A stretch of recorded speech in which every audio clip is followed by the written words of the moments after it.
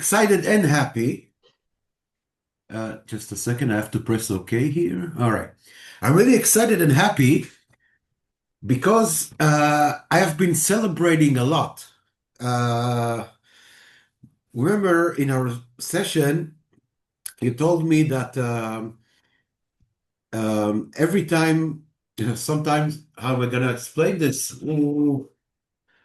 Every time, okay, you told me every time you catch uh, the magician, the magic show, right?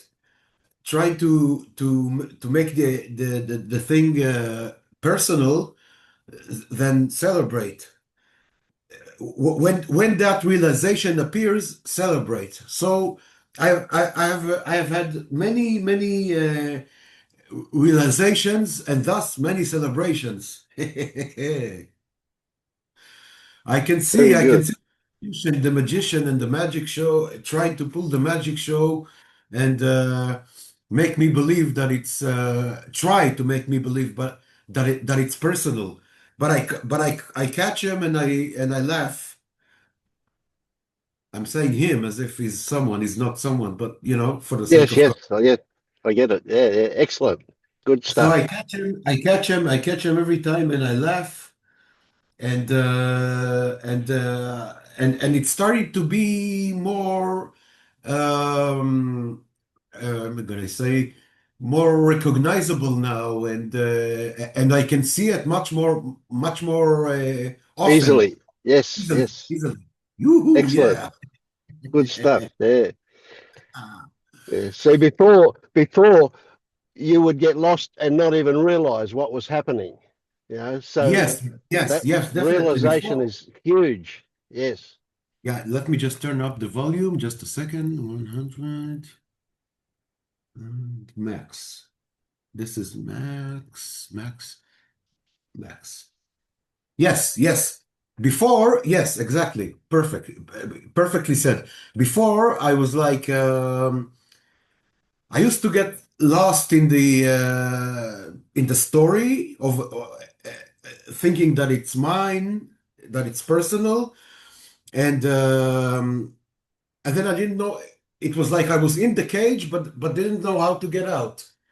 Yes. So so I was like, yeah, oh, I'm stuck in the cage, but how do I get out? How do I get out? Now I can open the door and say, oh, that's what that's what's happening. Excellent. I Excellent. can Yes. celebrate. Yep.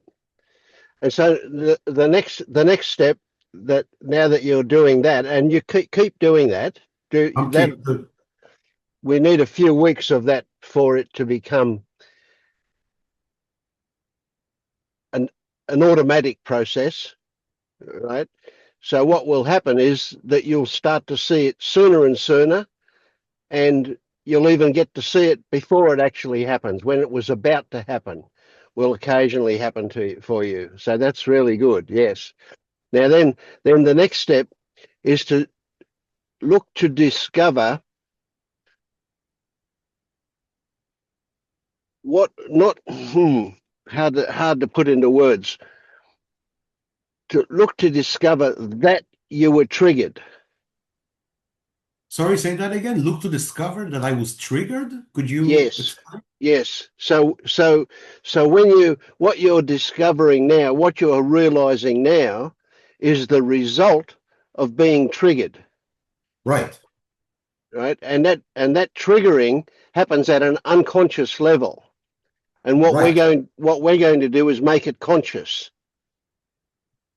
Okay, could you clarify Yes. what? Yes, of course. So again, we're looking to we're looking to put you in a position to discover that you are triggered. Now, we don't need to know the details of what triggered it. We just need to know that something got triggered. Okay. And you may well get some kind of indication about what it's about, but that's irrelevant. Mm-hmm. What is relevant is that you recognize that something in you got triggered? got triggered. Yes. Perfect. Yeah. Okay. Now that what got triggered will always come from before, earlier, Hmm. probably from Yeah. childhood. Right? Yeah. It's actually irrelevant what it is. It's just appropriate to recognize that it was something from before, and Hmm. with the recognition of what got triggered, you will also recognize that it's not necessary. It's not no longer appropriate. It might have been when you were a kid. It's not anymore because you see things differently now. You have a lot of experience that you didn't have when you were a naive child, Yeah. and the consequence is that you will stop being triggered. A lot of those triggers will dissolve. Oh, that will be amazing if a lot of those triggers will stop, will dissolve. Yes. So, Now it's not our aim to dissolve them. That will happen. It's our aim to discover that there is something that gets triggered. That's all. hmm I see. So, since you brought it up right now, I have a question. Um, Yesterday evening, I had a lot of an anxiety and a panic attack. Now, I don't know what thought triggered it. It's, I was just sitting, uh, I was at my parents' house for a family dinner. Then I came home and everything was okay. So I think. Then I came home and I just uh, started watching a movie or something on Netflix. And suddenly I got this uh, high level of an anxiety and a panic attack. And I was like, I don't know what, I was trying to look for what triggered it, but couldn't find anything. But Yes, the anxiety and panic attack kept coming in waves and waves and yes, waves and yes. waves. And I have no idea what triggered it. That's fine. So, Yes, the first question is, did it happen because somewhere inside there was the magician making it personal? yes, Or, yes. oh, Yeah. Now you said that you came from a family dinner, yes, right? With your parents, your yes, siblings. my Yes, yes. parents and my brothers. Okay. There's a very look. This is a story that I'm making up now. It may or may not be accurate, but there's a very, very good chance that something was triggered during the dinner that you didn't respond to until your guard was down, and your guard was down when you were watching that movie, Hmm. right? And so Yes. consequently it came up. Now, now that's a definite case of you getting lost. So did you realize that what was happening? Were you aware that you were aware of what was happening at some point? And Uh, did you laugh? well, no, no. This is where I did. This is where I didn't know what to do because I'll explain. See, when thoughts appear, and they cause a reaction, and immediately, sometimes there's resistance, but sometimes not. Sometimes I'm immediately catching it, and I see, oh, that's because the Yes, magician yes, is making it personal. right. But but when the panic attack happened and the high levels of anxiety happened, uh, I I didn't think at that time, silly me, silly Yes, me. yep, I yep. didn't think at the time that that the so-called magician was making it personal. Yes, yes, yes. But he I was. didn't, But it was at an unconscious level. You see, this is it. You didn't realize because it I was all didn't. unconscious. So so now instead of just recognizing when you get lost in a thought story, now Yes. we will replace that. Well, we'll add to that any time that you feel an intense emotion, Right but now I do. This is a good, particularly a negative emotion. right now I'm feeling anxious. Yes, well, that's a classic example. Okay, so what what that anxiety is about, we don't know and we don't care. We just need to know that it's there. Now, so this is the next step. For the next step is, what do you do? The first thing is to recognize that that's something you want to become aware that you were aware of. And so that's when you will laugh, right? Could But you, I don't understand. What do you mean become aware of? you've got the anxiety, Yes, right? I got it right now. And you're aware of that anxiety. Yes. Yes. Now, how do you know that you're aware of it? Because How you do I, are aware of the awareness of it. wait. This It's is a a tricky tricky one, one. isn't it? Yes. Wait. Let me check in my direct experience. There is an anxiety right now. I don't know Yes. what triggered that, but it doesn't matter. That's right. Mm, there is an anxiety right now. I am aware of it. Of course, I'm aware of it. Otherwise, Yep. if I was not aware of it, I wouldn't be able to report it back to you or That's to right. myself. Yes. So therefore, you're not only aware of it, but you know that you're aware of it. I know that I, I know that And that's yes, I know yes. I am aware of it. Yes, And that's the point that you laugh, I right? know that I'm aware of it. Yes, yes, yes, yes.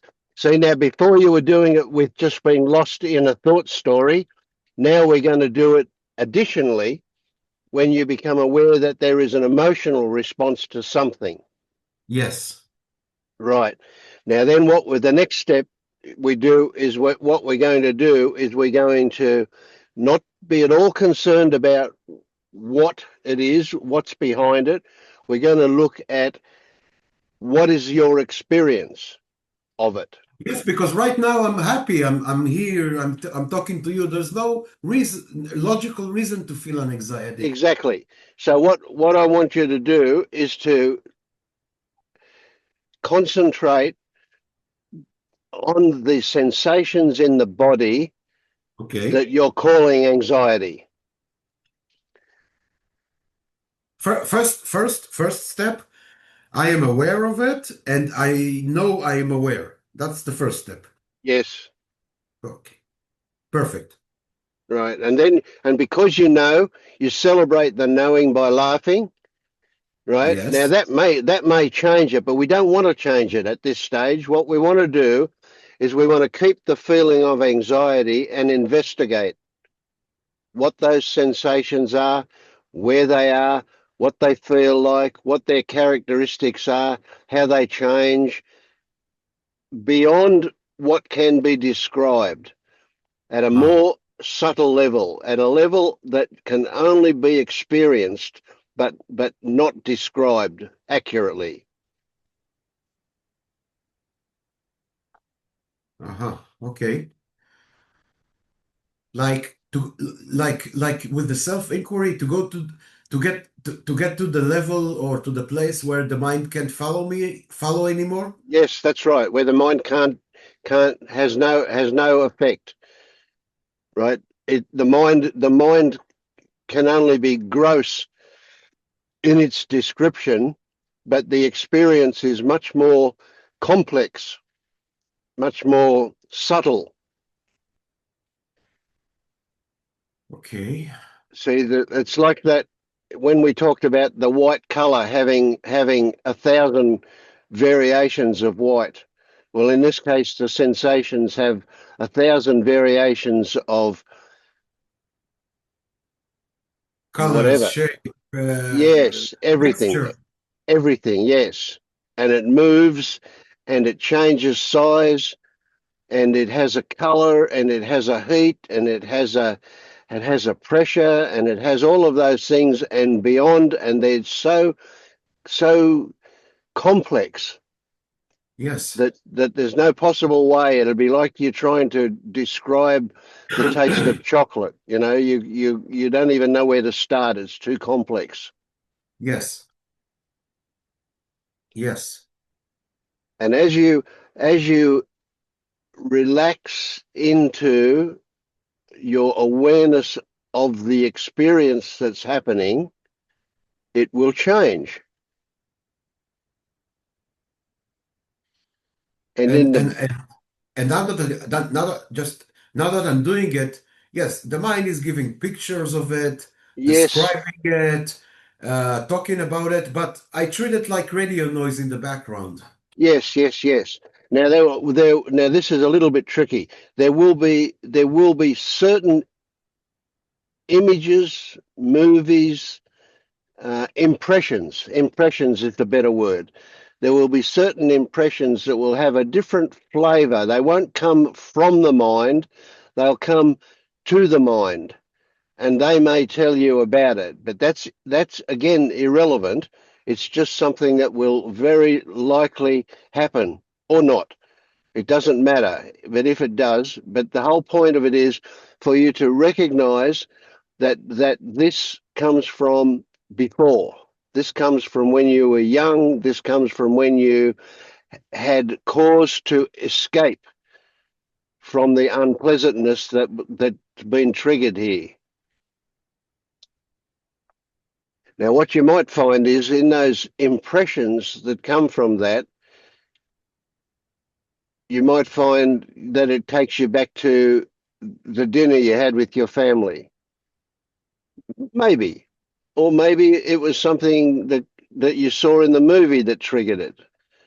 But I'm betting that it came from the family dinner, something that got triggered, something that you've been carrying all your life that was triggered. It could just be the sound of your one of your parents' voices, the sound, or some phrase they said, or some picture on the mantelpiece. Who knows? It could be anything that triggered an old defensive reaction in you.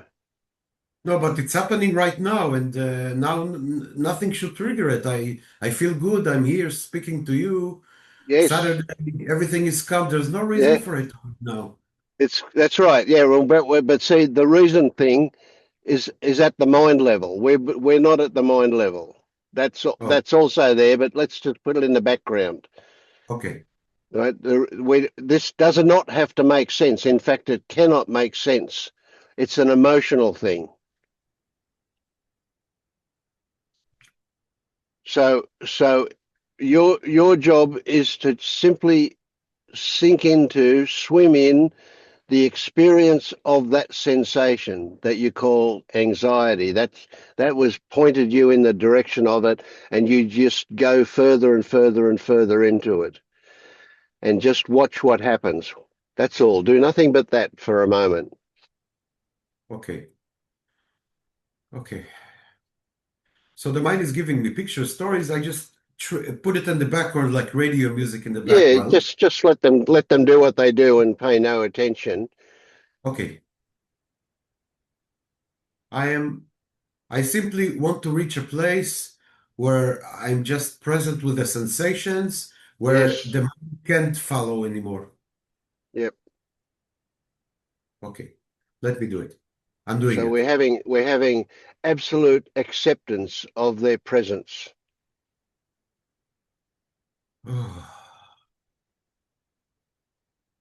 Ooh, a memory from childhood has appeared. Yes, Really? that will Ooh, happen. Yep. Don't do anything with it. Just allow it to be there. okay, Let it take you where it wants to take you.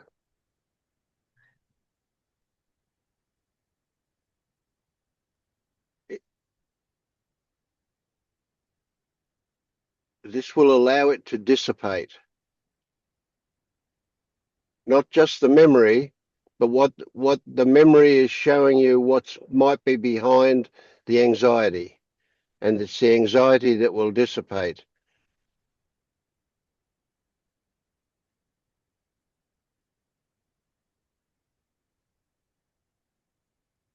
Okay, I have reached the level of no mind, only present with the sensations.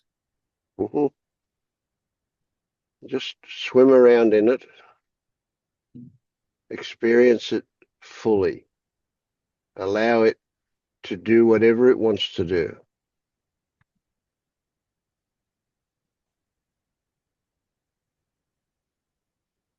Watch it change, shift, move.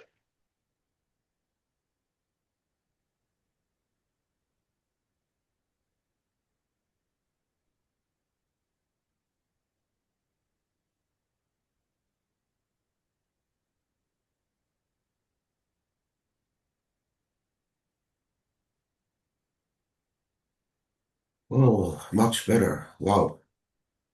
Now I'm Mm, relaxed. It mm, has it has yes, it's gone. It's gone. yeah, It's gone. amazing, amazing, isn't it? Absolutely amazing. Right?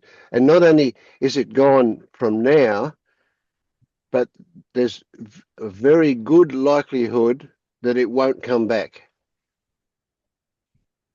But if it will, Or I if know what to do now. it may, and it will, it may need more than one go to dissipate it completely. You see But that? now I know That what to do if it comes back. yes, that memory from childhood very likely was showing you what was behind the anxiety. Hmm. And when you see that, you can see that very clearly it related to an innocent child's perception. Yeah. Yeah. That's no longer relevant for you as an adult. That's right. Yeah. Yes. So, want to give a short summary. When thoughts appear and I'm triggered, you said the next step will be to notice I'm triggered. That's the first thing. Second thing is when something like an anxiety appears, first of all, I'm aware of it and I know that I'm aware of it, celebrate that, Hmm. and then go into the sensations to the level where the mind can't can't catch up anymore. And then I'll be left only with the pure sensations without stories and descriptions attached to them. And until it dissipates all by itself, I don't have to That, do that anything. that will change. Exactly right. Yes. Perfect. Yeah. Wow, that Now, was amazing, Vince, must I say. one thing just to modify that a little, you might find that when you celebrate that you're aware of it, Hmm. that dissipates it. Mm. That if that happens and it returns, don't celebrate it until afterwards. Go straight to the sensation. We don't want to lose the sensation before we accept it. Once we Yes. swim in it and accept it, the cause behind it will dissolve. Whereas Ooh, if it goes just by celebrating it, there's a very good chance it will come back. I, f- I must tell you, I feel so calm now, as if I did an hour of meditation or something. Yes, yeah, yeah. Yeah, well, you are almost the absolute perfect student. You know, you're just so good at picking up this stuff, and you're so good at doing it. Yes, so No, that's excellent. because you're a Yeah. great teacher. I cannot take credit. I cannot take credit Yeah. for you being a great teacher. Well, it's in both our cases we can't help the way we are. It's just the way we are. So yeah, very good. Ooh, Yeah, everything is so calm now. And just a moment ago, a few minutes ago, I was like, ooh, I was like burning inside. And now it's like, ooh, yeah, excellent. hmm, So wow. what you're going to find is now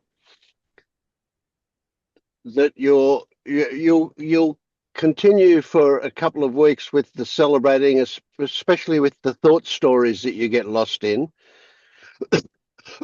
and that will change that process. So they'll happen less and less, and they'll be less and less intense. Now that's not to say that they won't still happen, and sometimes they'll be more intense, but that's fine. That's just a part of the process. But they'll spread out. They'll get further and further apart.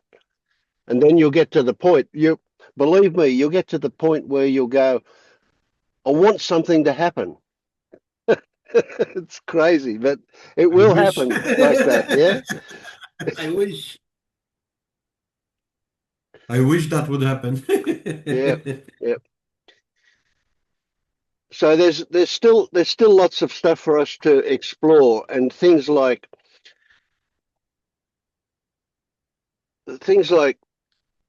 control, choice, decision, responsibility, those kind of things that all rest on the foundation of there being somebody there, the illusion of somebody, the magician, right, is required for those things to exist. Yes. But they won't turn up until they get triggered. And when they do, they'll produce a contraction in the body that you can deal with in the same way you just dealt with that. Well, I will schedule a private session with you. I will write you an email, okay? Okay? We can keep on working on this one-on-one. Yep. Well, you're doing a great job here too. Yep. I'm trying my best, but you are a great teacher, so that's why I Yeah. can do a great job. And you'll find because like tonight's one goes up on YouTube, so other people will watch this and they will get Sure. value out of it as well. Yeah, perfect. So Perfect. it's really You're good gonna in put that way. you're gonna put this on YouTube? This one Perfect. Wednesday and Saturday goes on YouTube. Right? Okay, perfect. Friday morning and Monday morning don't. Okay. They Perfect. so yeah. Perfect. Perfect. I want other maybe other people will get some value out of this Oh, too. they will, and a lot of people get value from watching. Yes, Perfect. excellent, good stuff. Yeah. Hmm. Wow. So happy now because with your guidance I was able to not I was able to the anxiety just Yeah. So one of the things that happens that you're evidencing I is can't I that can't say I can't say I was able to because what me am I talking about? yeah, yeah. So you are developing. This is a metaphor. You are developing a toolbox that you can use with any situation that turns up. And so one day in the not too distant future, somebody will ask you, maybe me, will ask you, when was the last time you suffered? And you'll go, oh, I can't remember. Well, I wish. Yeah, I am so looking forward to it.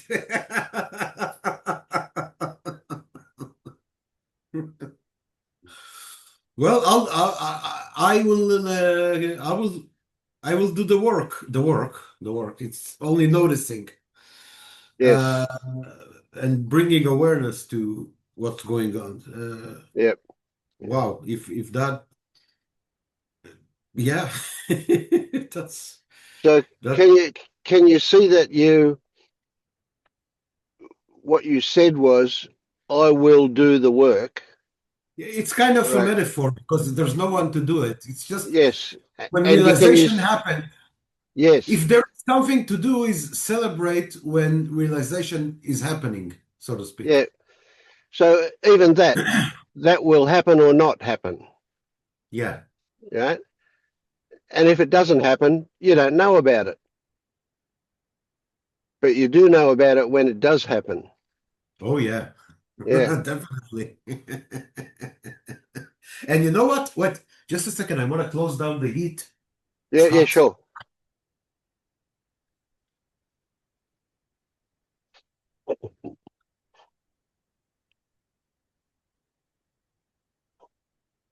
You know why the magician is so good?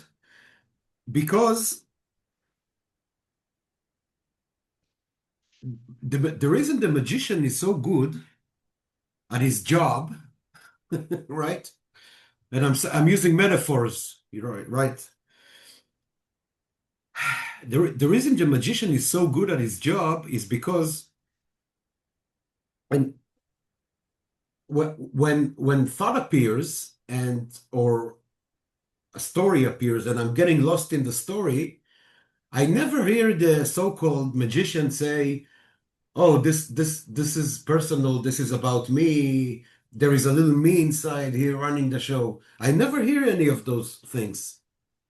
It's just it sort of like It's implied. it pulls you away on an unconscious level, and before you know it, it's like, oh, whoa, I got lost in the story, as if there was someone inside doing all these things and that it's happening too. Mm, So, because if everybody could just hear the magician talk and say, "Oh, this story is personal. It's about you. It's about someone inside," then everybody would see him just like that. mm. But there's Exactly. Yeah. nobody, right? Could you Yes. just elaborate on that a little bit? How he's doing it with nobody, including myself, sometimes hearing him speak? Yeah. Because it comes from an unconscious place. It happens. It happens. It's automatic. You've been practicing it all of your life. Ah, Mm. Now, here's an ah. interesting one. Just an interesting one. I only want it to be interesting, and that is what triggered you to have a smoke. I feel good, man. Yeah, yeah, fine. So it almost feels like that having a smoke was a celebration of something. Yeah, celebration of seeing stuff that I've Yeah. never seen before. So you are rewarding yourself. Yeah. You're pa- you're paying the magician. Yes. Okay. Could say that, yeah. Never thought about that. Yeah. Now you will.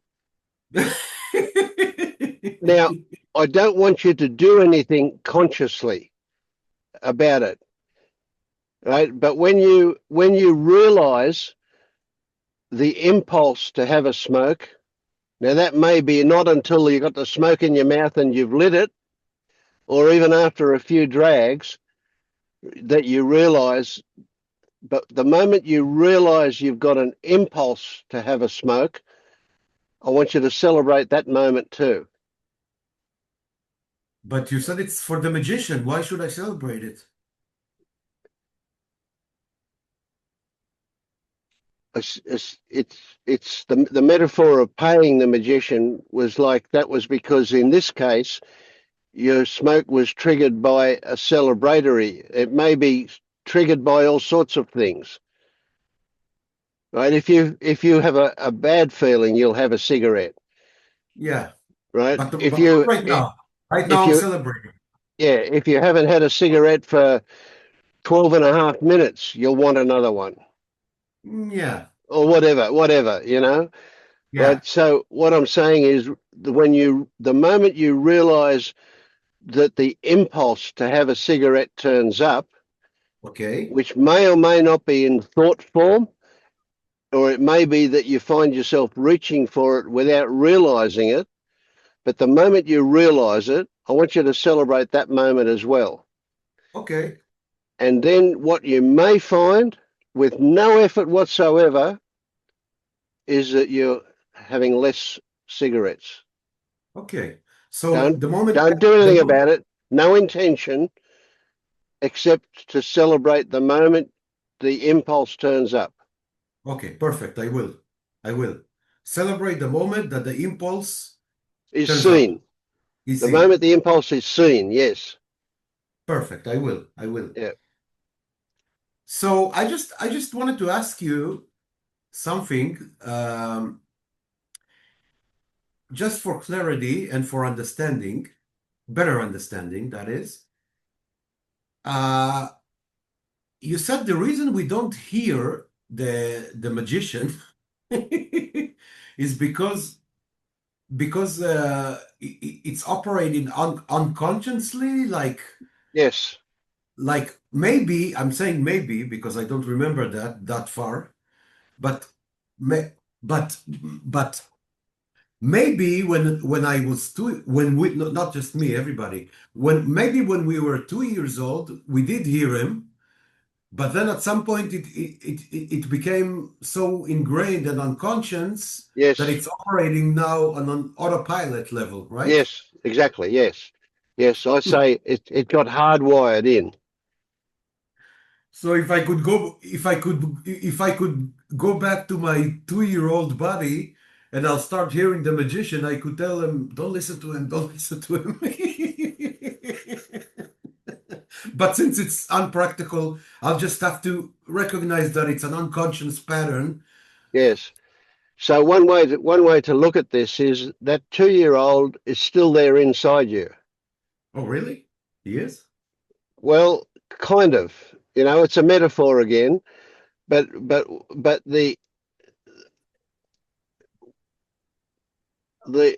what the there might be a 2-year-old, 3-year-old, 4-year-old, 5-year-old. It could be very likely it could be before memory formed, before you can remember, but maybe afterwards, and it got sublimated. It got pushed down to a point where you weren't aware of it, and then the body did it. It just became habit, right? Huh? So the metaphor that I like to use is that it exists only as potential in you. So the 2-year-old is not in you, but the potential for the 2-year-old to respond is there. Just the potential. And it's not a thing. It doesn't exist until it gets triggered, and then it becomes real. So what Hmm. what happens is that part of you isn't operating at a conscious level. That's why these things can get triggered. Yeah. Because as I said earlier, if we all just heard the magician say, "Oh, this is personal, this is about you," Yes, everybody would wake up just instantly. yes, But since it's exactly. Yeah, running on conscience, we oftentimes don't recognize it. yes, that's right. And see, from a very young age, from well, when you were first born already, your parents or anybody who came across you was saying, "Oh, it's Shay. What a cute baby, Shay's." And so you learn to be Shay. And then as you Shay had to do this or Shay had to do that. So again, you learned all these things about yourself. So the self was created then, Got you. but it was Got but it was all a magician job, every bit of it. you. Yeah. Yeah. Very, very sophisticated and clever magician he is, if he was Yes. someone. But now I'm Mm, seeing him, right? I'm yeah. speaking metaphorically.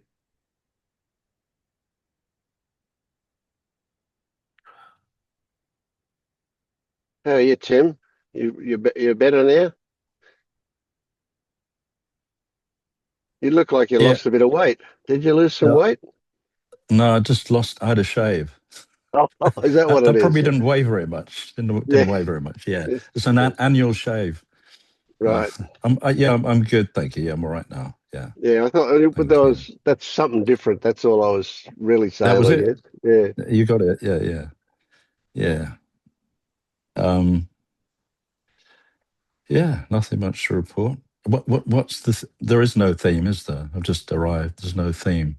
No, that's right. No. No, no, no. Yeah. Yeah.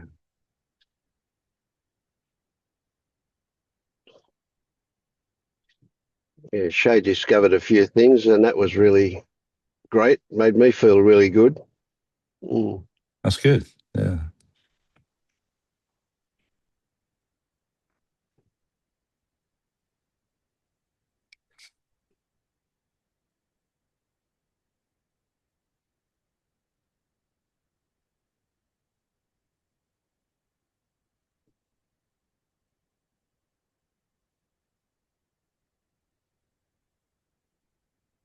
I had a miracles Christmas, and they're called AirPods.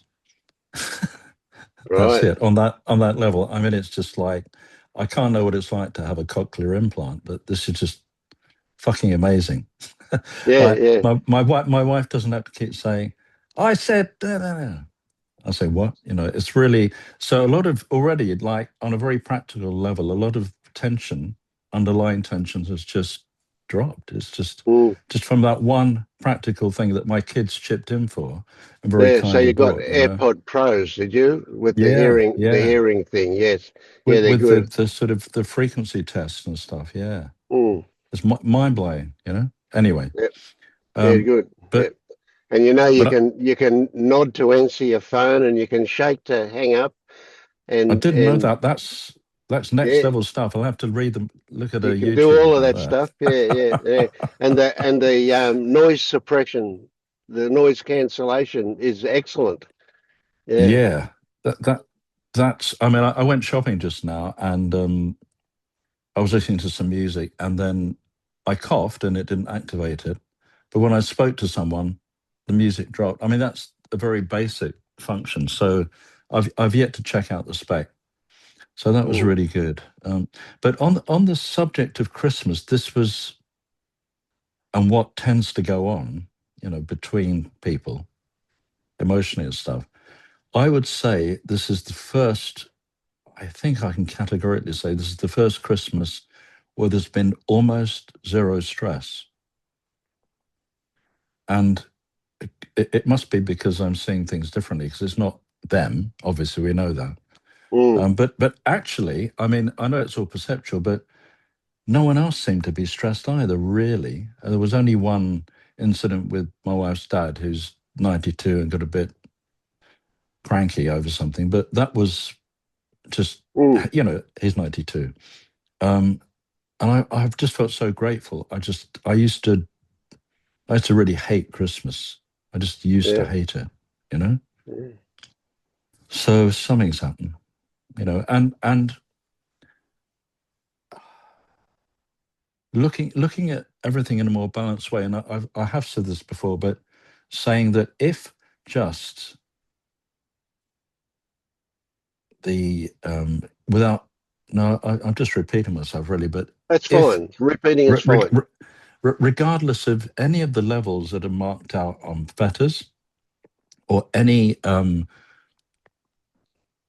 should we say, spiritual system, or even a psychological system, if noticing when I'm triggered, smiling, laughing, doing whatever I do and letting it go, and that is sort of rinse, repeat, recycle, whatever the saying is, and I'm beginning to feel more equanimity and more in the present, if that's as good as it gets until the day the body drops, that's great. Yeah. Because I was one of these people who had massive fantasies in the spiritual realm, a domain, if you like, Mm. that were just ridiculous. And I don't think I've met anyone unless they're faking. Who Yeah. knows? Yeah. Who is that model of that? Who and I, you know, yeah, that's it really. Yeah. So What I'm a you'll happy also camper at the find, moment. what you'll also find is that there won't be any assholes in your life. Where would they? Yeah, there are less. Yeah. Where do they go to? You know, it's like, wow, Yeah. yeah. Yeah. So the way you are has a big effect Mm, on how people are with you. it does. I mean, this is the whole teaching of A Course in Miracles, for example, and other things. That's the whole point of it. And it's only now when it's been even halfway embodied, not, yeah, I get that. Yeah, I know the principle of this, and that the fruitage, or whatever you want to call it, is actually being experienced here, And there are, yeah, I haven't had any big aggro for some months. It's like the occasional glitch, whatever you want to call it. But and it's fine if I don't. This is the thing, because we're sold a bill of goods about, yes, you will travel through this kingdom in a peaceful manner, and it will and kind of mean something, which is bollocks, really, isn't it? It's not. I mean, I keep going back to pluribus, and I thought there are two takes on that. Either there's no spoilers for, I don't think, what I'm No, going to no, say. no. I've seen it up Uh, to the present. yeah. So even if the effect on the majority of the, was it 12 people, is benign, beneficent or benign, that's one way of looking at it. But I wondered if it was some, what's the word, ill intent behind it. It wasn't a mistake. It was deliberate. This was released, the whatever gas, whatever. I thought I don't really care. I mean, and it brought into question all sorts of things about free will, resistance, control, and depending on how you look at what's happened. I know there are other seasons due apparently, but it just made me ponder that whole thing. Yeah, I me think too. Yeah. you know, um, and but the point was, I was just thinking before I said that, is that if I was going to use the E word, enlightenment, or but if there is such that, there can't ever be such a thing, because wherever there is object and subject, there can't be anything other than the interplay between those. Whether it's I won't say, yeah, a positive one, an amicable one, that flows, or arguing, the opposite. There's always going to be that in place, and if there's anything, not even thing, blah, beyond that, who knows? Where's the Noah and all that shit? Mm, mm, So it's just dealing with what we can actually experience. I think that's it. It's dealing with what is an experience rather than a theory, a philosophy, an imagined future, a potential future. It kind of brought things into perspective, actually. mm. Yeah. Anyway, that's my share. Yeah. So when you talked about subject and object,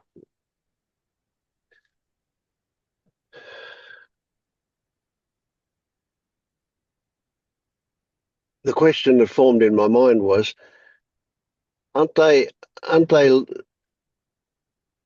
in the same realm as the illusion of a self? Exactly Isn't that. object and Ex- subject an illusion? Yeah. Yeah. So the final, I suppose, step, if you want to call it that, have to be that there is no perceiver being the dream self. Yeah, yeah. It could Yeah. not be that, could it? Yeah, yeah. So there's no other. There is no other, no, on any level. So If in if there are pluribus, levels, so. the woman in pluribus that's part of the has um, experienced the joining. She always talks of we, Yeah, not yeah, I, never I, just always we. yes. One mind. Yeah, a collective of oneness. Yeah, Yeah. and minds being joined, and even at the level where apparently that skills are transferable, apparently. Yeah, It's been implied. I don't know that, anyone could be a pilot, anyone could be a surgeon. yeah, I think it because was they, implied, but that's another, that's yeah, kind of yeah, not that's really maybe that that's. relevant. But So I wondered but whether or not in waking up or enlightenment, if you want, what is as close as we could get to that joining that they depict on that show, where everybody yeah, shares I, everybody I else's experience. I But can't know that. But sorry, go on. yeah, yeah. So all I was going to say was that at the level that of my experience, I can't know of other people's experience. I can just know that it exists. Yes, yeah. So yeah, same. I can't second guess. I kind of begin to imagine what their perception is, thinking about Mm, me or about anything, not just me, about absolutely anything. Because it's all their conditioning coming up to be repeated, as is mine, until it thins out, until all the dream stuff or conditioning thins out, and I'm less bound by that. As we've all said, no, all said, as has been discussed, there doesn't seem to be an endpoint. How could there be? I think, mm, but mm, if a sort of semi resolution was arrived at, I would guess that it's something, and I can't know, but I like to think it's something like the joined, the collective, the we. mm, Then there would be harmony, would there not? I mean, there would be because it's only resistance, conflict that which is separation, that causes all the shit in the world. mm. So the more in alignment flowing, the more we really are. Yeah. Surely there would be that, yeah, yeah, So although I may not inherit inherent inherent in, inherit inherently. the ability to fly an aircraft Oh, or to inherent, perform surgery, yeah, I can still appreciate that ability. I can still yeah, yeah, appreciate that others have that ability and not judge it, not have an opinion about it. It's just like a whole lot of stuff. It's just something in the mystery bag. yeah. And I think that has shown up for me by not wishing I could have some talent that someone had, or in other words, being envious, frankly, Yes, of what they yes. were doing, and then looking at differently. And rather than that, it's becoming more that I'm quite in awe of. For example, if someone is a trained musician, which I'm not really, to a high level, I I can't imagine, because of my makeup, the amount of focus and sheer graft that they have to do to Mm. to achieve, even not even like a concert player, but anywhere approaching that. Yeah, My well, hats, anything my that's hats. beyond our own ability. Yeah. It could be anything. Yes, that's an Mm. example. But then yeah, yeah, because I haven't got a story about that. I might have about a few things, but not, that was a big one. That was a Mm. highlight, which comes from a not enough, not even a not good enough, that I lack. I'm incomplete in some way. Whereas in fact now that incompleteness might arise sometimes, but it's like at the moment, and I don't know down the road, it's a flicker rather than a heavy kind of a dark cloud looming that then forms a story. It's Mm. like with all the noticing, that happens occasionally, but it's not. So that doesn't bother me. It's not like, I think that's a thought arising, not like a story arising from that with feelings and Mm. yeah. But magic in other forms has turned up for me. For example, as far as I ever got, I mean, I've got two guitars up there that I never got beyond a couple of chords with. And I've got Right. a ukulele in the bedroom that I got a bit further. I got about 5 chords and did a bit of singing along with a group of other people with the ukulele. But that was the Yeah. limit of my musical education. Mm. Yet now with I can produce a set of lyrics and put them into a song with another program that would literally take thousands of dollars and a studio and an orchestra or a band or a whole lot of other people, all with their ability to play their instruments, and put all that Yeah. together in the form of a song, and I can do the whole thing in an hour or so, you know, Yeah. and I can end up It's with mind-blowing. something Yeah. that's well, to my ear, it's as good as anything that I listen to on the radio. Yeah. Yeah.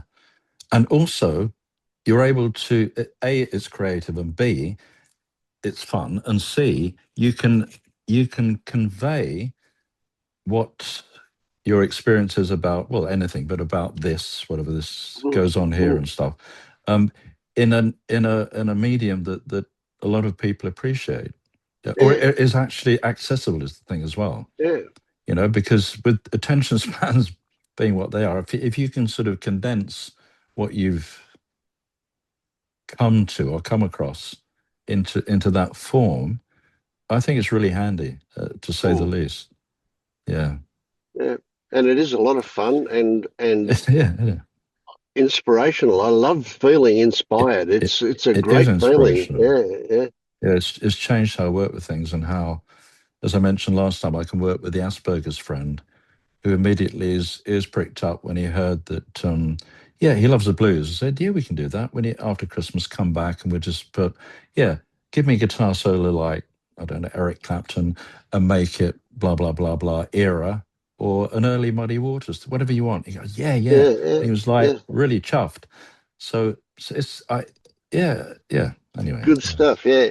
I yeah, did yeah, one today, and I thought, oh, I wonder what about Cossack Cossack. And that was I just yeah, put the one word Cossack in, and it came up yeah, with this balalaika. Never yeah, heard yeah, of it. yeah. Never heard the word before. Balalaika.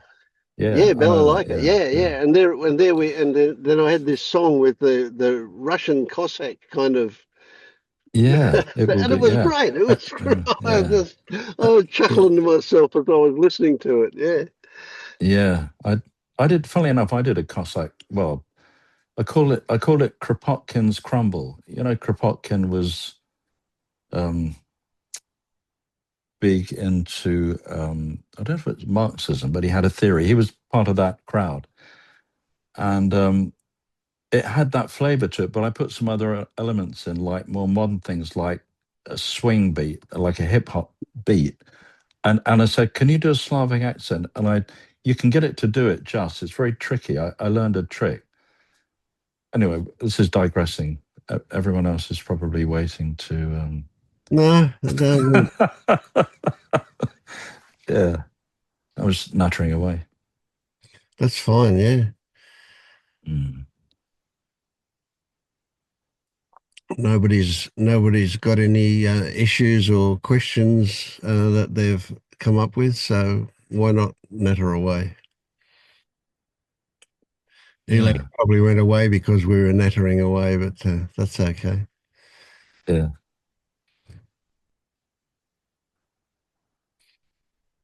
Yeah.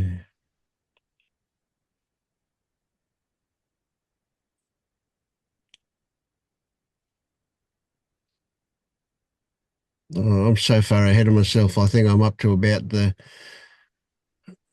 I've got a fortnight's worth of stories and songs into January, and I still haven't even put all the ones up that I've produced. I keep getting sidetracked and producing 3 or 4, and yeah. It's yeah. I've, because of the family being here and stuff, I haven't done much, but I'll send you a link to a chatbot, and it's, if you want to do. something a bit outside the box. It's a dedicated there's a guy on Suno who does more surreal stuff. He's both scientific and musical. It gives you a different take on it, and you could just ask it a few questions, and Yeah, it's an okay. experiment. It's a bit unorthodox, yeah. Well, that's good. If I you like. want, yeah, I, do an experiment, yeah. mm. Yeah. Yeah, I must say I haven't even used the edit function in Suno to change something that I've already produced at this stage. So I've still got a long way to go to find out about all of the bits and pieces in it. But I haven't had felt the need Yeah. to. It's. So you probably don't. It depends what you want to do. I found another one, another LLM, which is I uploaded a song that I wrote with a songwriting partner years ago, probably 35 years ago. I was thinking of reviving it, and I uploaded the whole song to it. I The said, lyric or could the music as well. both. And I Mm. said, could you arrange this differently? And I put a few things in, and it was just like I'd got command of been given direction to session players, and I was tearing up because we couldn't have played that then. I couldn't play it now, and it was just really moving. It gave it a new life. It missed a few bits. It missed a couple of chord changes were not quite there, but for a first, this was without any revision, and I thought, okay, I'm going to really focus on this, not in an obsessive, but just like, yeah, this is definitely, let's say, the universe. I hate all these terms. The universe pointing to something legit, or if you can have an illegit, but you know what I mean? It's like Mm. because I've been in that kind of limbo. I thought, um, I really wasn't feeling any of the stuff that was directly to do with what happens here. I don't mean I was not, any things like doing guided meditations, recording them. That wasn't quite happening, you know. I thought, and I had this, not this feeling in a grim way, oh, that's done. Oh, in a negative way. I thought, no, it's just not quite moving.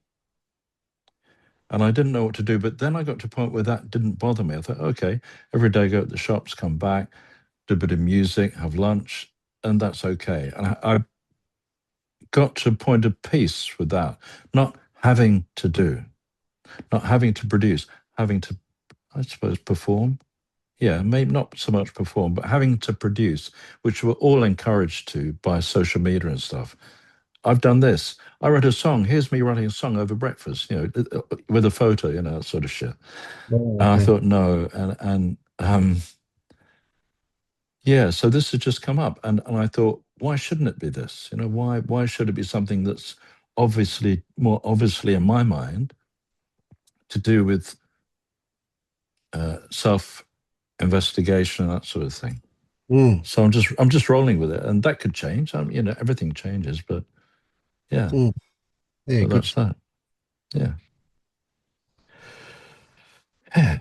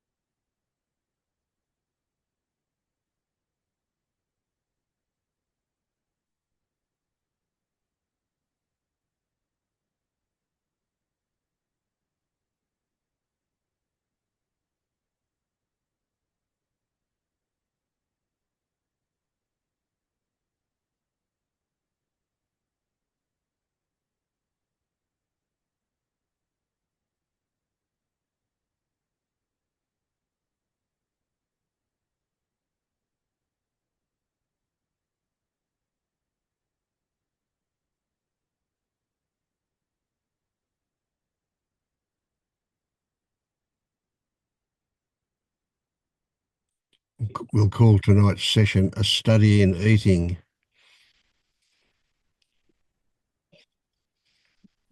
And it's making me hungry. It's nearly lunchtime here. So thank you. Yeah.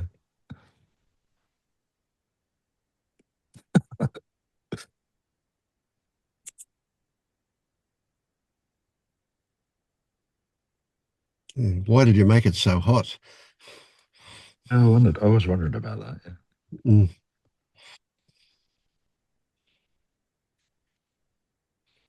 Very wintry here now, so hot soup is it's very comforting, nurturing.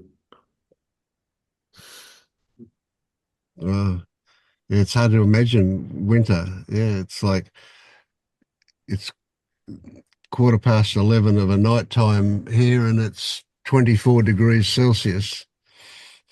Yeah, very comfortable with the air conditioner on.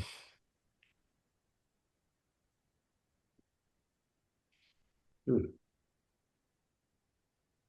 Mm. Although, funnily enough, you guys have or in England, you have a snow for Christmas. Is it snow where you are? No, it's been about 2 degrees is the lowest it's been. Right, okay. It's not today. No, my wife loves snow, and she, she's not attached to it, but she's still disappointed when it doesn't come. I don't mind either way, really. It's great with the kids, young, but Yeah, it must be, what do they call it, global warming or climate change or something, depending on yeah, yeah. which one it's just weather, really.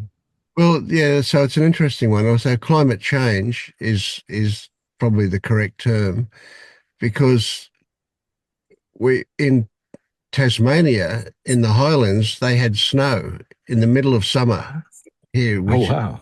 really unusual. Yeah, Yeah, yeah.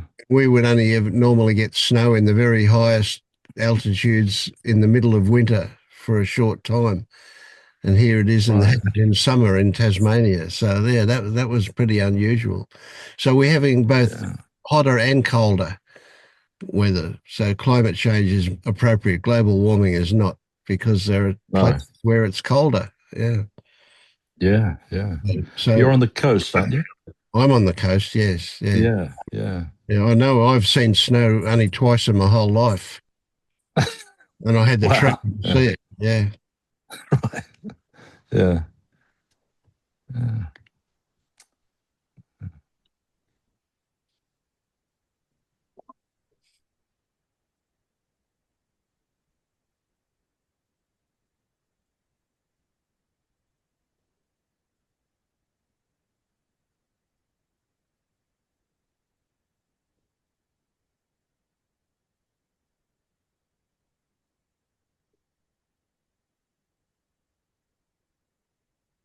But you don't get snow, do you, Elad?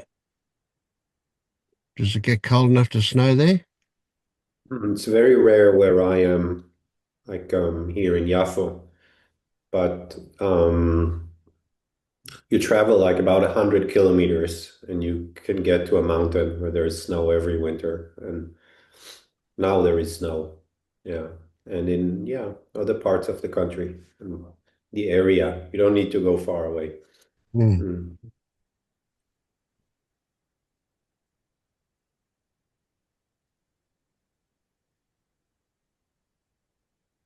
Yeah, but here also it's gotten hotter. Like a lot of this winter was summery.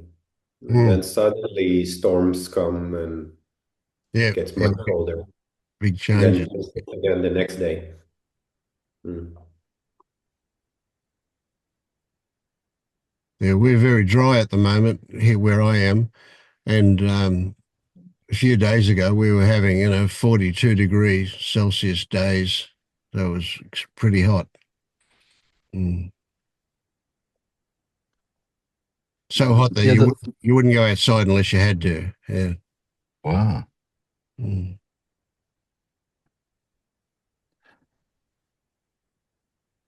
The whole idea of change, I mean, with anything, like political change, whether,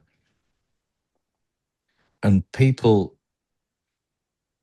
trying to find causes. I mean, usually a reduced number of, usually, preferably the less causes, the better, so they can pinpoint something so that if that's rectified, the less fortunate change will be abated or whatever like that. And that blows my mind. Like when people come up and when you read, like say the headlines on a what newspaper news, it's always it's clear now, clearer than it used to be, that it's just opinions. I mean, they have columns that say opinion in it. Another story. It's just to fill space and sell the thing. Um, and also the other thing that I've thought more about recently is the meaning we imbue everything with. You know, it has to have meaning. And of itself, it's neutral. It's an event or a thing, but we have to have, in other words, a story Yeah, to go we with overlap. it to give it. Yeah. We're just projecting the story. I've known that for a while, but it's just becoming so surreal. I mean, even more. And I don't find it uncomfortable. It kind of makes sense. So that's, yeah. How could anything be without this big projection going on? You know, and the fear that underlies all of this stuff, things being imminent. Another talk between Putin and Trump, and then one where is it Zelensky? What's his name? Is not allowed. Then he's allowed. Something's just around the corner. Trump will fix it. No, he won't. I mean, every single day there's flux. I mean, there is, and this is all a perceptual flux, but it's so mad that you couldn't make it up. I mean, it's made up, but you'd have trouble making it up in such a bizarre way. Yeah. And yeah, I and it like that. seems If it was put into a story as fiction, it's almost too weird to believe, and yet it's not fiction. It is fiction, but it's not fiction. Yeah. yeah, and it's like that old saying, "Truth is stranger than fiction." But truth is being used very loosely with a small, not even a small t. It's not a good word, Yeah. but it is. But for some reason, I think generally I feel less fearful because I don't go. My thinking doesn't usually go into the future. Mm. Certainly not in a meta, in a sort of global, a big way. I mean, I might think, oh yeah, tomorrow something local, domestic, a bit, but and I think that's partly because I feel less that I am a body or that I am embodied in some way. I can't put it down to anything other than that. I'm free. I'm free of that in some degree. You know, not totally, but Yeah, I get what you're I, saying. Yeah. it must be something to do with that for sure. Yeah, yeah. What comes to mind here when you speak about that and where you started out, it's like this, what the Buddhists call the relation of absolute and relative, or the conventional, right? The emptiness level, all is constructed in a sense and has no inherent absolute nature. So the emptiness level, but then the conventional level, and that they're not separate, they're not found outside of each other. But so to bring it more personal, I notice there is a feeling that um, if I were to relate with all explanations of causes as just fiction on the same level, it would not feel whole here. Or there would be a sense that I think sometimes that might be a defensive maneuver, conscious or unconscious for me. Because if I do that, I don't need to worry. It's like I might avoid having any feelings of insecurity about climate change or political changes or, and so forth, or all kinds of other personal things. Yeah. So it's like there is this mystery of kind of being, in a way, sufficiently available for theories, causes, thoughts of causes, and so forth, and having the discernment about those that seem to be uh, in some way true on the relative level or more true on the relative level, and those that are not. So kind of keeping that, yeah, keeping that openness. Yeah, that contains both the sense of the emptiness, or is open for the emptiness, and at the same time open for the relative level um, truth, or whatever we choose to call it, and all the effects it has. Yeah. Yeah. Mm.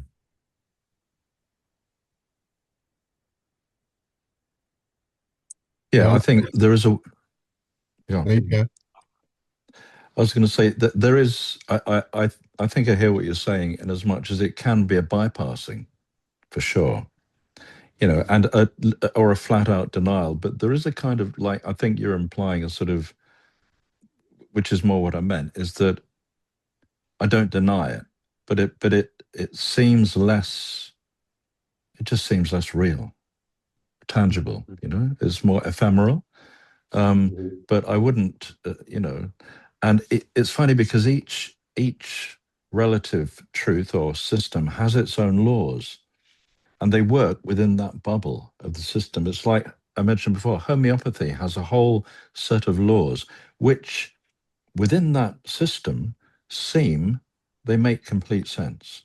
They seem watertight, and it works for some people. In fact, I don't know how many. The allopathic medical system has laws, and some things work and some things don't. So that's how I respect that, but I don't feel that I have to take it that serious. I don't know if seriously is the word. Yeah, oh yes, you said it, Ella, like being open, having a kind of openness about it, but not buying into one or the other and being sort of polarized. Yeah. And doing what works. I think while we're here, what will work for one will not work for another. However, you see on YouTube, the one thing you need to do about your arthritis, or the one thing. I found this thing. Yeah, maybe it did work for you and you're not bullshitting us.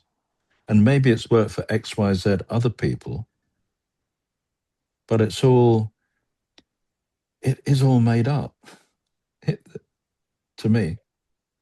Would that imply for you that your sense is that every story or theory is kind of equally true and untrue? Like, is the story that the moon is flat equally valid to the story that the moon is round, or that, evolutionary theory for you?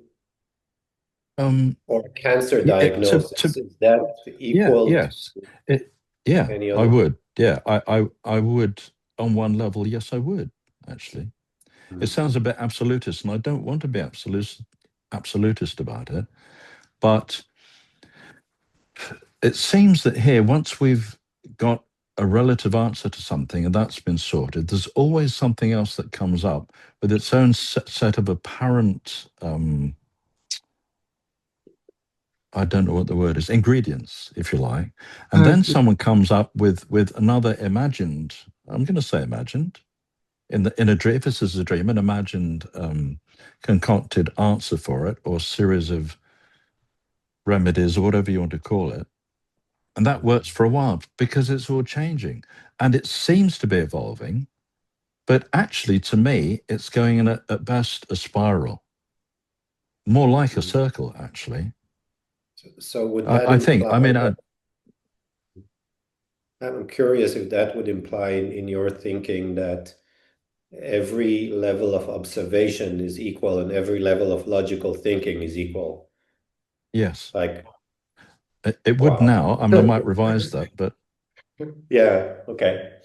Hmm. and this is just where I, if you like, in quotes, am at now.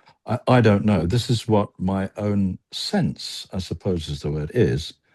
But Hmm. what all I can really know is much more fundamental than that, based on my experience. Hmm. And you know, I know that when I resist stuff, I hurt, I suffer. When I'm more allowing and welcoming, I don't. I've had the experience that Tim is a story, Hmm. and I've had the experience of that which is not. Those are the essentials, and the understanding or whatever, that I'm imbuing everything with meaning, and that everything is a projection of my own beliefs or conditioning. That's But that's my experience, okay? And beyond that, I can't know. There are lots of systems, theories, and maps, but I can't doesn't really that know. seem to, I wonder then, do you have a sense that what you just said was based on observation that in some way was more kind of direct or free from prejudice and stories than the way experience was before? Yeah, in a nutshell, that's it. Yeah, So yeah. that's Or so that seems to imply that there is such a thing as attending more directly or clearly to something, right? In this so case, yeah, to that would be yeah. Mhm. So rather than there is all these words get mixed up. It would be easy to say I am more aware. That doesn't quite nail it, but it's along those lines. There is more awareness here. I guess you might put it that way. Yeah, that I part suppose. seems that part I take no issue, like or there's no questioning here. Right. It's the part where it is being seeming like where there is a belief that there's not such a thing as attending more clearly or less clearly, and that what then is said can be a more clear reflection of what's being attended to or not. And if right, no self needs to be implied in any of what I just said. And if it is experienced that attention there can be a more clear attending, then it mm, seems here that you can equally bring that to different theories, right? And it for me it doesn't, like that's hard, that's not easy, right? But you can go and check how did people observe, and can I do these observations or not, right? And then you might then, like, there is this sentence, this Adyashanti quote that kind of sums it up, the point, the way it seems here, right? Where he says, no idea is absolutely true, but it doesn't mean that all ideas are equally good. It doesn't, some ideas are truer than others. No idea is absolutely true, and some ideas are truer than others. I Okay. don't think So that. I hear what you're saying, and I would say that everything here is by degree. In other words, because we're living in a measured a place which measures, if you know what I mean, then there's more and there's less. So the way I was putting it before is that I feel less encumbered by my Mhm. Yeah. conditioning than I was, and I'm quite clear about that. And others have noticed it, and that's not that necessarily matters, because again, that's through their perception, whatever they're seeing. Um, so, and it appears that there's time, and that whatever more is being let go of here, Yeah, and that's yet beautiful. I've never changed. Yet there is this constant. See, there is that which all that's happening within, all that sort of stuff.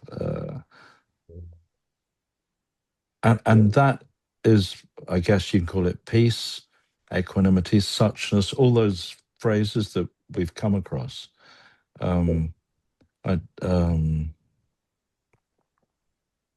Yeah, and again, as you said earlier, remaining open. I don't know what's around the corner. I might have a meltdown if someone suddenly drops dead in front of me. I don't know, and I just can't know. I can't predict that sort of thing. I'm just going on what's happening right now. Yeah.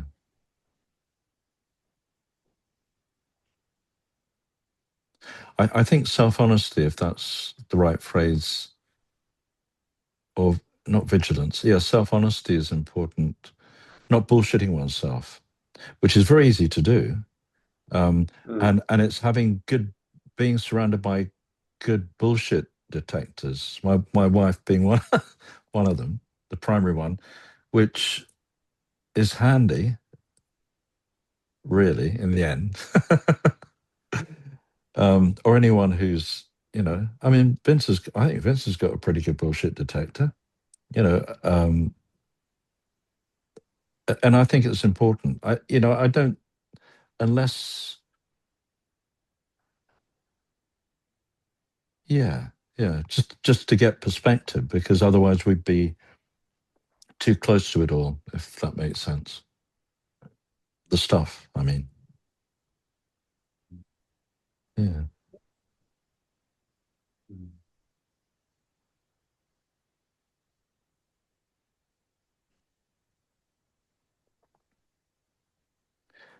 Do you still listen to or attend to what sort of known teachers like Adyashanti say or teach, or has that become part of what, or not so much, or not at all? Sometimes I enjoy reading some things, but Yeah. it's like, yeah. But in this case, I think I just kind of bring it. I guess it's just because it sums up in so it sums up some core point of part of what I'm saying in a simple way. Yeah. Um, yeah. I yeah. Yeah. I think these things can be reduced to simple points that are almost devoid of, should we say, spiritual terminology. I did an experiment. I was telling Vince I used to be quite into A Course in Miracles. It was uh, in quite a big way, but I always used to resist the language in there, which is mainly Christian. Okay. But the principles, I thought, this is pretty good for me, and it seems for others. But so recently I found a chat bot, and I said, could you present, I think it was weighted more this way anyway. So could you present the core principles of A Course in Miracles as if I were describing it to someone who had, like I did, a complete aversion to that terminology, or was maybe 14 years old or something? And it was absolutely fucking mind-blowing, partly because it clarified even more deeply what I'd already read, or not just read, experienced in some measure. And I thought, this is just mind-blowing. And I thought, this is really good stuff. But it's not encumbered by all the, it's a big, I don't know if you're aware of it, it's a very big book. It's a very, but it's saying something incredibly simple, all of which is covered here in these meetings, but not given the same terminology. I find no disparity, except the creation myth, which doesn't really matter. That absolutely, and it's the bot said itself, it doesn't matter. You don't even have to believe this stuff. Try it out, which I have. So what we're talking, so reducing all these things, which they all really, there are some essential ingredients, I think, in all these paths, and it's just whatever flavor works. And that might, like, I left A Course in Miracles alone for some years to get the experience of my true nature came via Advaita Vedanta and self-inquiry. So I went down that route for quite some years, but it's all kind of merged into one. No, it doesn't need a label. This here doesn't need a label. What's going on here? I'm glad to say, because they can be really restrictive. Yeah, so there was that. That all makes good sense. Resonates.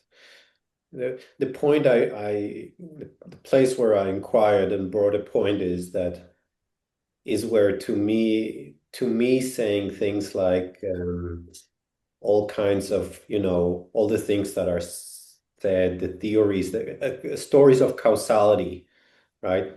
Speaking, that's where it started. Speaking Yeah, about yeah. explanations of causality as one thing that works in one way, to me is it can be fine as a pointer to the absolute. It can be fine as an initial pointer to loosen too much, solidifying and making completely real ca cas casual English, causal explanations.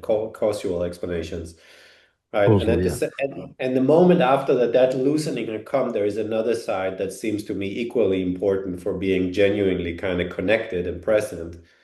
And that's where you don't treat all causal explanation as the same. You don't treat them as equally true, equally valid. In one sense they are, but in another sense not. And that's the most down to earth sense where probably if we had cancer, we would want to talk with a doctor who studied cancer, and maybe also some alternative practitioners who, have are well reputed, but we will not, it's not anything goes. The baby who No, said Gaga, absolutely. not, it's, yeah. And and it seems to me that it's kind of the beyond the initial loosening of too fixated view. The next challenge is to hold that doubleness so that you don't in some ways trivialize, or and I think that can easily have a defensive operation. Like I think it's easy to kind of, in a way, stand above a lot of the complexities and challenges of normal life and the insecurities, that personal psychological conditioning of insecurities that brings up by making it all to one. So to me, Yes. that's the area of the next challenge as I see it, or Yeah. the next I, maturation. yes, I agree. And I used to be much more polarized and frankly, probably a bit arrogant. I thought I got hold of something really special. But what I found now is that in a, I think, quite a natural way, I find that there's more empathy here for the human condition. But that's happened naturally, not because I've been on an empathy course or people say, you must be more empathic. It's just that when I like conversations with people over Christmas, for example, who don't like Christmas, who can't stand the family tensions and stuff, I thought, I get that. I've been there and I don't feel above it in a superior way. I feel, and I am now, though, managed to avoid offering anything that might be seen as help unasked for, fixing. I used to think, oh, yeah, there's a technique I learned about that. If only they knew about this, which was kind of arrogant, frankly, or presumptuous at least. I thought, I think it's like less is more. I just need to be present, as available and understanding as I can be, and only answer if asked about something. It's very rare that I would say, well, yeah, what you could do is this. I have to be really certain as I can be, as certain as I can be, as to when to offer something uninvited. It happens sometimes, but I have fallen foul of it, you know, because it can, it's a bit of a dance, But yeah, holding these things lightly as you go along, like you were saying, Elad, is important for sure. Yeah, I didn't used to. Was quite tight about it all, a bit too certain and a bit cocky, probably. Yeah. Mm.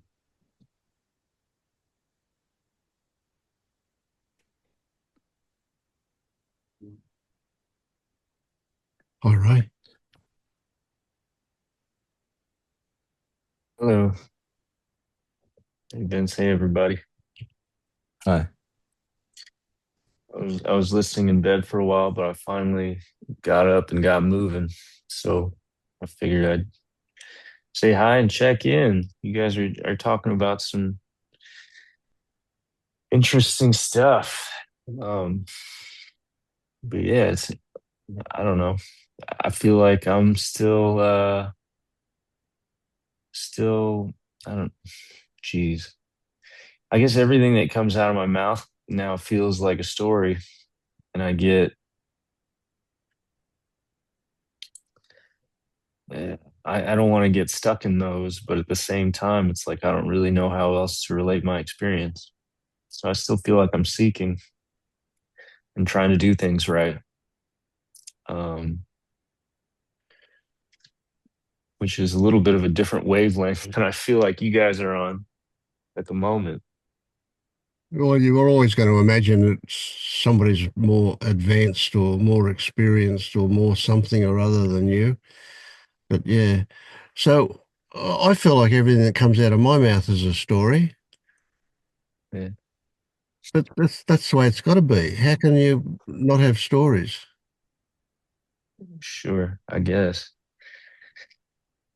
I, I think part of the reason why I'm avoidant to the stories, though, is I'm just worried that I'll get stuck in them somehow, because that's kind of been. I think that's the way I've been, and even that is a story that I'm telling myself right now. You know. Yeah. So one of the things that to if I was to step back and kind of try and describe what happens here in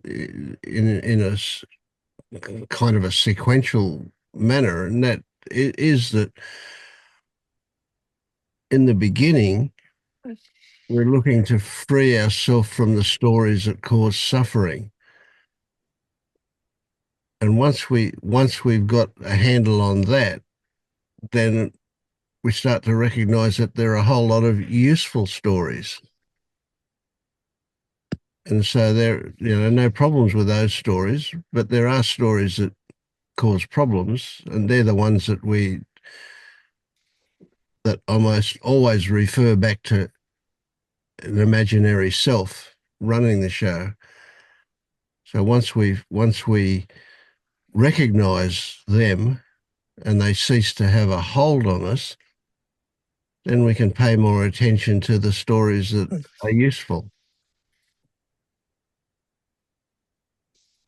Sure. I think I still get stuck in stories that cause suffering. I mean, that's kind of, I feel like that's still in my experience quite a bit. Um, so, Yeah.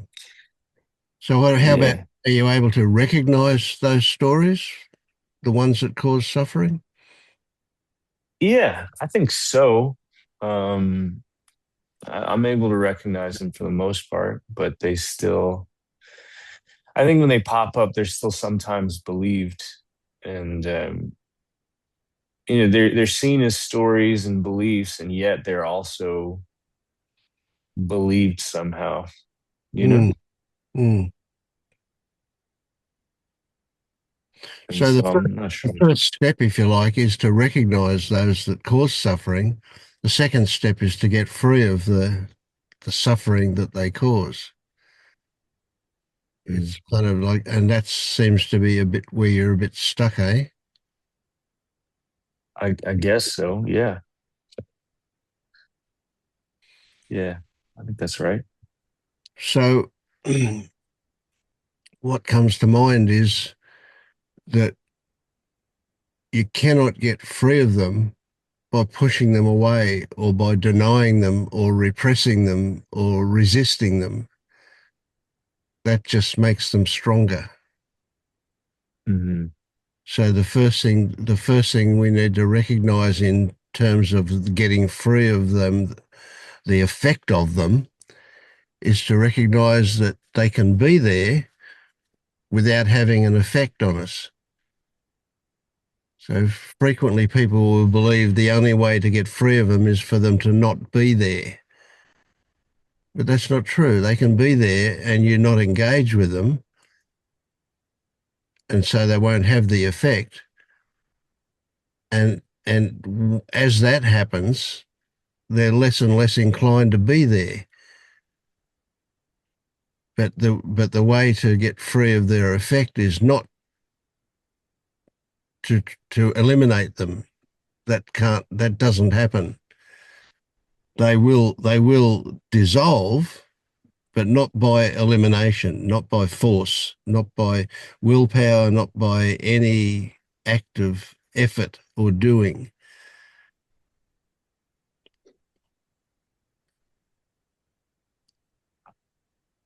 Okay. It makes you feel helpless, doesn't it? A bit, yeah. Um, Partly because when they're there, sometimes it feels like I can't help but feel suffering when they're there, you know? Yeah, yeah, yeah. So have you experienced any one of them being there that doesn't suck you in, that doesn't that that that's not affecting you, yet it exists? Has that experience happened for you yet? Even with any one of Um, yeah? a little bit, but usually when once I've seen it as a story, uh, it kind of goes away and I'm able to like move on from it Yeah, that's a quickly. big one. Yeah. Yeah.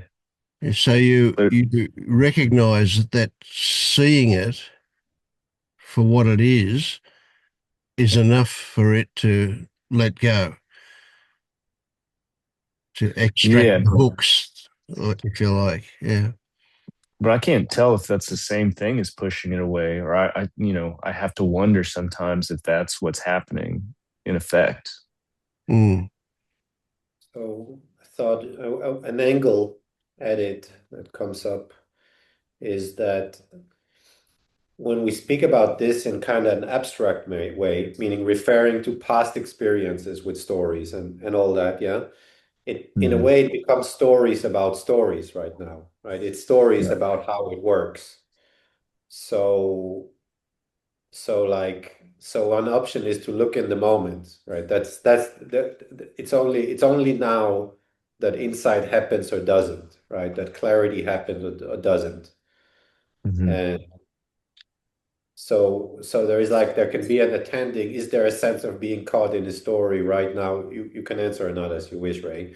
But there can be like an attending to, is there a sense of being caught in a story right now? Yes or not? No, right? And if no, it's like either way, then we can continue from there. And then we're working with the now. We're working with, yeah. Mhm. It's hard to say. I don't think I'm caught in a story now, but I can easily find one. You know what I don't know if that makes any sense. Okay. And if you found it, do you think you would get caught up in it? Sure. Yeah, if I was paying attention to it. Yeah. Yeah. Can I Is suggest that a perfect story for you to work with is the story that you get caught up in stories? Uh sure. Okay. I would say that yeah, that's a tendency that I believe I have. yeah. Mhm. So it would be an option if that feels attractive. to try and invite a story that's that you think you'll get caught up in, and we can see if it happened or doesn't. And if it happens, we can look at that. We can look at what that is. Sure. I mean, one that comes up for me is, well, I'm gonna be seeing my boys a little bit later this morning, in a few hours.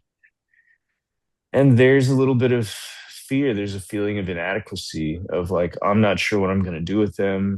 I want to make sure that they have a good time, and that I feel basically, I mean, there's just some fear around not doing it right, you know? Okay. Yeah. So what happens right now, like in the most direct experience, when you say this now, if you really pay attention to look at really what's clearly actually happening. Hmm. Oh.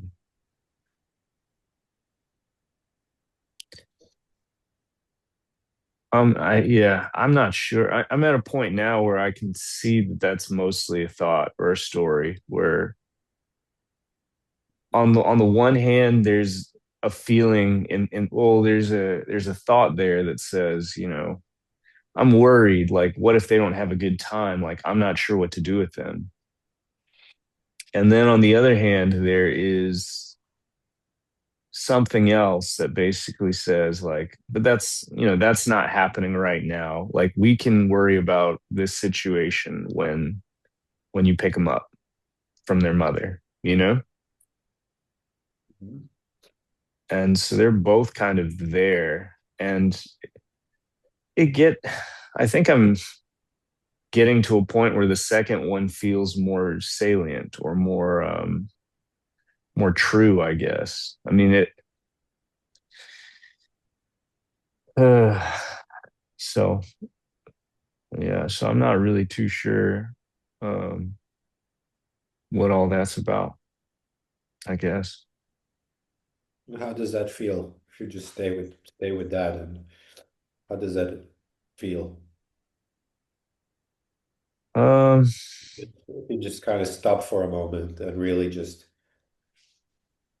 let go and you know, I mean it feels okay. I don't really like there's some other things I need to do before then. I need to go into the gym and I kind of just I don't know, it just sort of fades a little away a little bit. Um, every so often I'll think about it and it'll come back up and I'll be like, "Uh-oh," but yeah. it's not something I get stuck in as much. Yeah. And that it comes up is just like, that's kind of that's the we could call it the movement of conditioning. That's not going to stop, or certainly, not suddenly and permanently. I don't know, there are these myths like that maybe for Eckhart Tolle, there are these stories of people where supposedly, boom, everything is gone forever, and who knows. But it's not really relevant. That's another story, right? We can get caught up in. Right. But but but certainly my experience, and I guess most people's experience, if they're honest, is conditioning is just gonna keep happening, right? Like conditioned ways of thinking coming up. It's gonna keep happening, and some of them are there's gonna be reactions. So what we're looking at here is like, um I mean, the interesting thing is it's always kind of interesting to return to the now and look, is there anything now that I feel caught up in, or that I feel something has to be done about that's not being done, or like, is there, right? Yeah. Yeah. And I think there's like a complex of stories that will come up, and sometimes they'll catch me when I'm thinking about stuff like this. And So the other night I was thinking about like, oh, what am I going to do with my boys when I see them the next day? And, you know, again, this is a story about a story now, but I remember being caught up like I wish me and my ex-wife had like a better relationship, And the story was almost and I still, the truth is there is a feeling of the story now too that still has some hooks in me where it's like she was my best friend for like 10 years and now we don't speak to each other and there's something in me that like wants to fix that somehow. And Is there anything wrong? Is there anything that feels wrong about that? There is this kind of wish or feeling that it would be lovely if you had you can pick the words, but a more open connection, a more, yeah. I mean, no, I don't think there's anything wrong with it. I think the, the strange thing for me is I'm not sure whether or not to act on it. I'm not sure whether or not to send a message to be like, hey, Mm. I wish we talked more or something like that, or to just leave it alone. And, you know, that's, I don't know. I've You left it have a alone, belief but that you should always be sure? Do you have a belief that you should always know and be sure? And uh, that might be I one to mean, look at. yeah, I think there's a belief that I that I don't want to get caught in the rumination of like, should I or shouldn't I? Like, what's the right thing to do? Yeah. I think I'm looking maybe for some kind of confidence that's not here. Yeah, I think that might be the story you get. I mean, the rumination, there are two parts here. There are part of not wanting to get caught up in rumination. That kind of makes sense. And Hmm. then there is maybe there is a story that it's supposed to feel confident and clear like confident and knowing all the time, which at least where I'm coming from sounds like that's a story to get disconnected from reality with. So, Hmm. so what I would, a suggestion I might suggest to look at the difference between ruminating and attending, right? Because attending to a question is kind of, again, that's part of functioning as a human, right? Part of human functioning is attending to questions at times, and some of them are questions we don't have the answer. We don't know if we get them. Sometimes we don't. Right. So if there is like a question for you that, I say there is an internal feeling, I would really like to be closer with her. I'm not sure how to go about it. For example, I don't know. Right. But say if Sure. that's the case, that's a fair thing to look at and be like, what might be the best way to move with this? And then we sit with it and we attend to feelings and associations that come up. And do you get the direction I'm saying? That's not the same as rumination. Like Yeah. to attend is not the same as rumination. That's a very important difference to feel the difference, see the difference. Yeah. Yeah. I think I understand what you're saying. Mhm. Hmm. So what one of the things that comes up here for me is that you've obviously still got a belief that you can do or not do those things. And the way it works for me is life decides whether I do. So if I find a pen in my hand, I might write a note. Or if I've got email open and the idea comes up, will I send her an email? Because I've got the email open, and it's like life's offering me to do that. I don't make the decision, life does. Yeah. Or you could say opportunity. might, so if you decide to do or not to do, and you are really in touch with what goes on, you'll find the impulse to do or not to do is there way ahead of the decision to do it. So it's not like you've got a job to make a decision. That's an illusion that you can make a decision.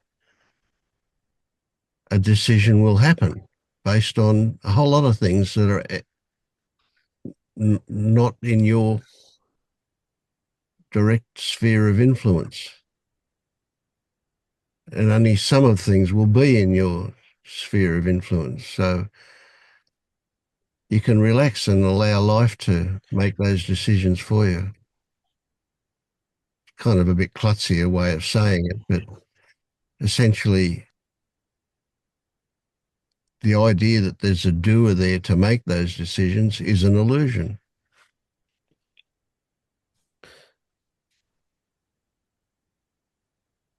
And the way I see it, I wonder if you would resonate, Vince. But the way I see it, that does not oppose that what actually spontaneously comes up might be, I want to attend to this. Like I want to find out what I want to do. Right. And you might, for example, now you could say, I would like to look at that. Can I sit with you guys for a moment and can we just be still and I'll feel into my feelings and I'll share my thoughts.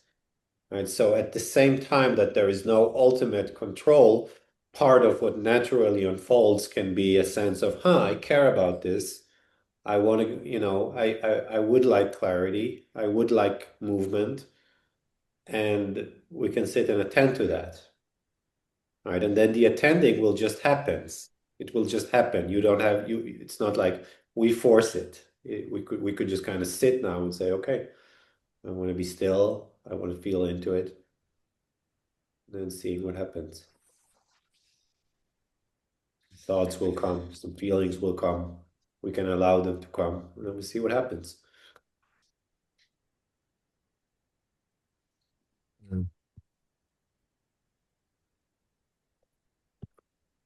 It can be complicated too. I mean, you can go, oh, I recognize there is an impulse. There is a feeling that I would like to send her a message about us talking together more. And then that can produce a fear of, oh, what if she says no? Or what if she tells me to fuck off or something? Um, so then, but you're aware of it. And the consequence is you can sit with that. Whereas when you're up at this level of thinking that you can decide or not decide, you can kind of avoid the experience of the fear and not even process that. Be there, but at an unconscious level, so to speak.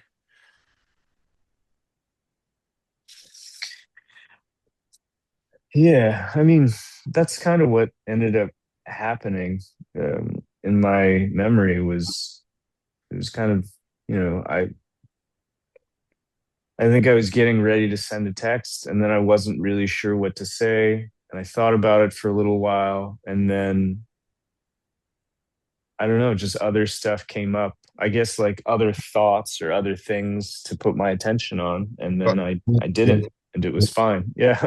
Yeah, go through, escape that fear. A little bit. I mean, there was fear when I was like, what should I think? What should I say? And then it was like, but maybe in this case, the most compassionate and caring thing is just to leave it, leave it alone. I think that's probably what would make her the most comfortable. Hmm. Um, and we'll kind of see if this inspiration strikes at another time. Sure. Yeah, that's good. That's fine. Yeah, I like that. I don't know. But yeah, I mean, those are still, yeah, there's still definitely a sense of doership and I don't know. Mm. there's definitely still a feeling of like wanting to get it right. And that's not just in life, but that's also with like, you know, spiritual pursuit or whatever that Yeah. we're talking about here. I would just that in a certain sense, you could say the wish to get it right in one sense is just a natural, completely pure natural expression of being an alive human. Like it can get into a kind of punitive, unhealthy version, right? But like that, you could say the natural movement of love is to move towards what feels whatever, wholesome, clear, and so forth. Right? There's nothing wrong with that wish in and of itself, right? And it doesn't need to imply a controller. It's just the way, it's just the way being, at least being human, it kind of functions that way. So the thing we can look into is again where does it move from openness and caring to uh, rumination or whatever self-recrimination or anything like that, something unhelpful. Yeah, that punitive stuff. Yeah. Yeah. It gets there pretty quick for me, I think. Unfortunately, I become I get pretty hard on myself pretty quick.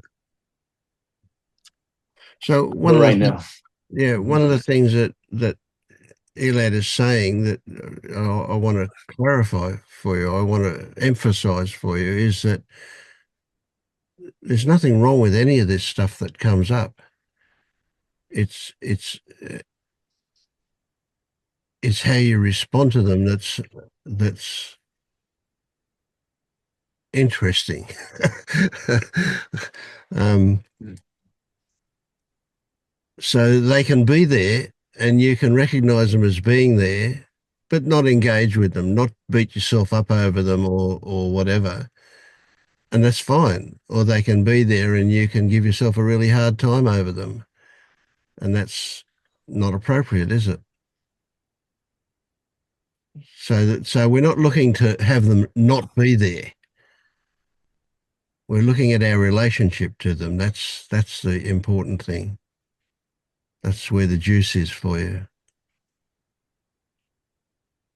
So again, if they're there, what does it mean? That's not a road to go down, because we create meaning and then we beat it. That's how we beat ourselves up. That's where the suffering comes from. Then the meaning we create about what's there, not about the fact that it's there, what we think it means.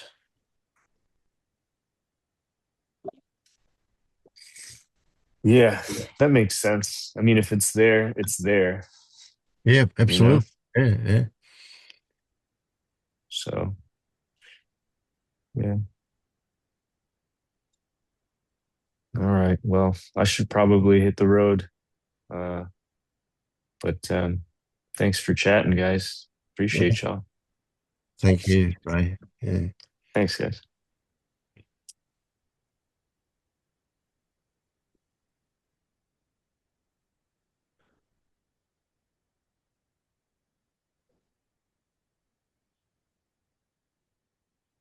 Hi, Vince. All right. Can I ask a quick sort of off-topic question? Yes, of course. No worries. Yeah. Um, your nice songs that you create, and the singing and everything, I'm really quite impressed with those. Can you tell us what AI you're using to do that? Sure. Yeah. There's a bit of a process. I use Chat GPT to create the lyrics, and then Yeah. I might modify them. And then I put those lyrics into a program called Sonu, S-O-N-U, I think, Sonu, Yes. yeah, sonu.com, So, what it is, yeah. okay. And then, Is it? and then the Yeah. lyrics put in them, then I can write a prompt for the style, or I can put in a beginning style and have it write a prompt for it, which is what I often do. See, and then depending on the song, I might, like I was doing one today, and I tried about 5 different styles until I found one that sounded right. So I'm